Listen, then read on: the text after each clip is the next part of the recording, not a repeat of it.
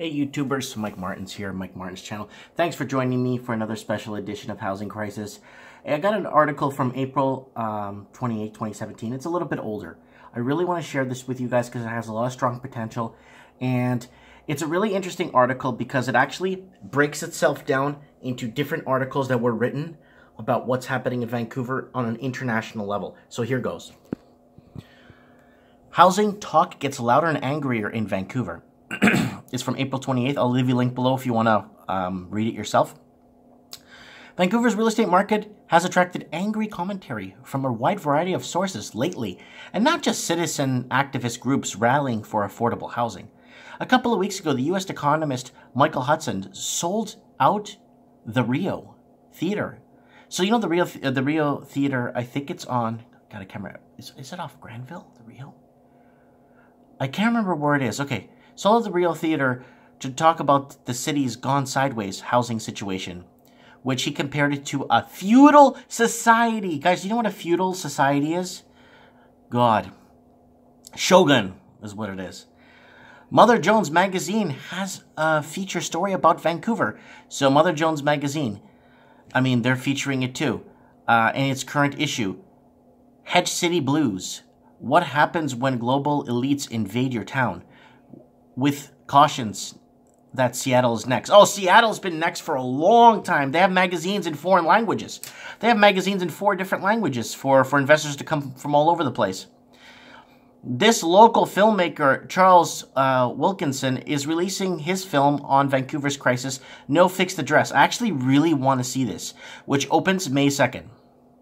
So that's tomorrow at Toronto's Hot Docs Film Festival. The film will also be screened at Vancouver's Doxa Documentary Film Festival on May 6th. Here's a look at it right here. That's it right there. Trailer for No Fixed Address. And I wanted to show this to you guys. There's a couple of pictures here. One picture stood out for me a lot. Not that one.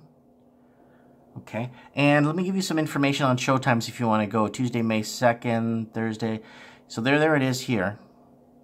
Location. Wow, Scotiabank Theater is gonna be showing it too. And then it goes on to say, with average real estate prices nearing 900 large in a city where the minimum wage is less than $11 per hour, home ownership isn't even not even home, condos, anything, isn't a dream for many in Vancouver for years. Canada's National News has fixated on this specific market, trying to explain the dramatic value of escalation that appears to bubble. A bubble won't burst. Phone ownership, lack of supply, greed, and incentive government have all been blamed. So, I don't want to read too much of that, so I don't want to ruin it for you guys. If you want to see it, that one stood out to me. I went to Vancouver today. I had to tie up a few loose ends in downtown. And that lady right there with that travel bag, or whatever you want to call it, the carry-on bag, or whatever it is, I saw at least 15 people with one of those today in the span of 2 kilometers of downtown driving. I see this all the time. I saw a guy on a mountain bike riding and pulling a luggage. Believe me, he was with one hand.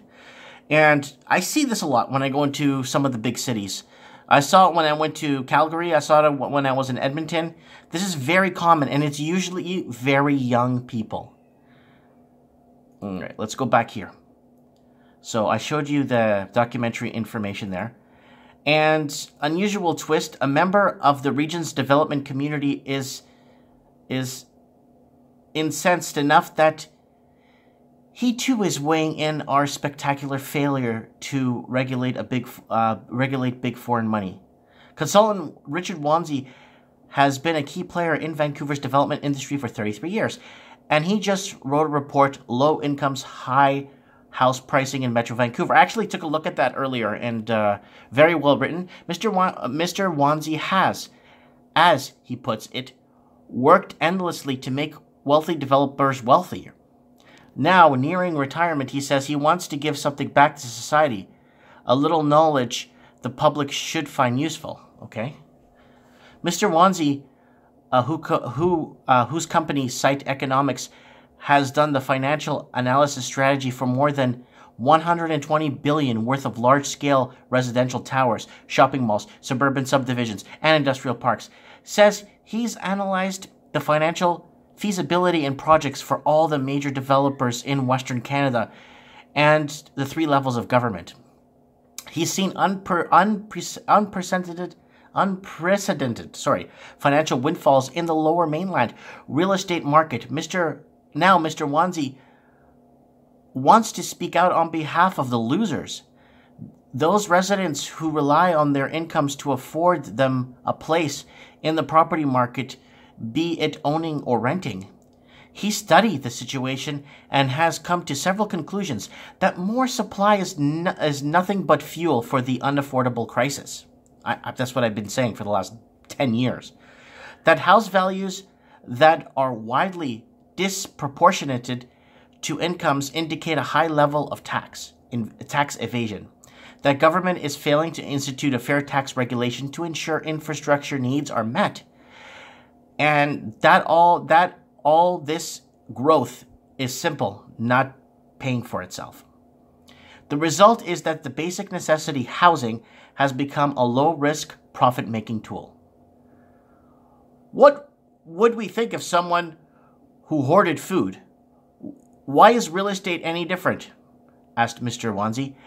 Analyzing data from the Real Estate Board of Greater Vancouver and Canada Revenue Agency, he found that the odd inverse relationship between the two incomes and housing, the higher the house price, the lower the declared income.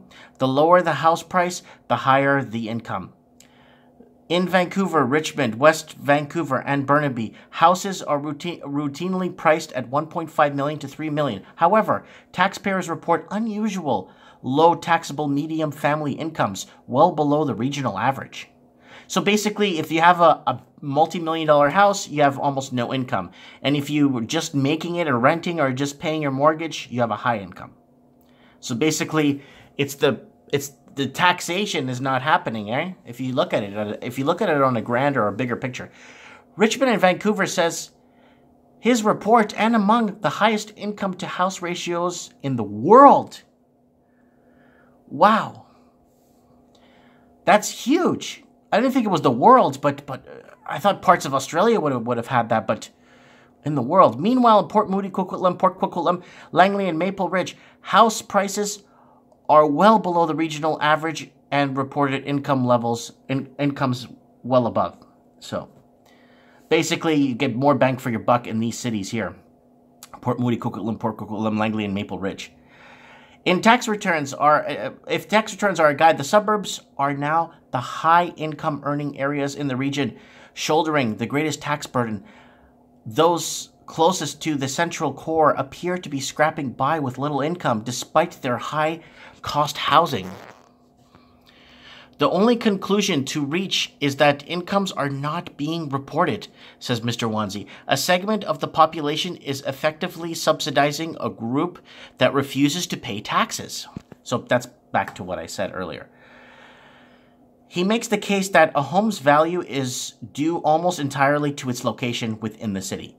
It may provide shelter, but it is roads and sidewalks, proximity to schools, amenities, determines its worth. The city and the public infrastructure creates its value. But what of the buyers who capitalize on that value without paying anything back in? See, that's what's been going on. It's going to the cookie jar one too many times. Over the past 30 years, private residential and real estate has become more of an economic free rider, enjoying speculative low-risk increases in value generated by public investment, but avoiding making adequate contributions to the public realm, which supports it, he writes. Because of a majority, our infrastructure was built before 1990, and I discussed that when I was driving into Vancouver, how the infrastructure was old. We are continually drawing on that value of massive new developments of government should be tapping the vast fortunes being made in real estate to ensure equal access to public infrastructure, he says, echoing Mr. Hudson's argument for fair, higher tax and speculative buying. So guys, this is really long. This thing goes on for a little bit. It's a really good article. I'll leave a link below. I really, really want you guys to read this thing because we got a lot of professionals weighing in on this subject, and comments are much appreciated. Comment below, guys. Thanks for watching.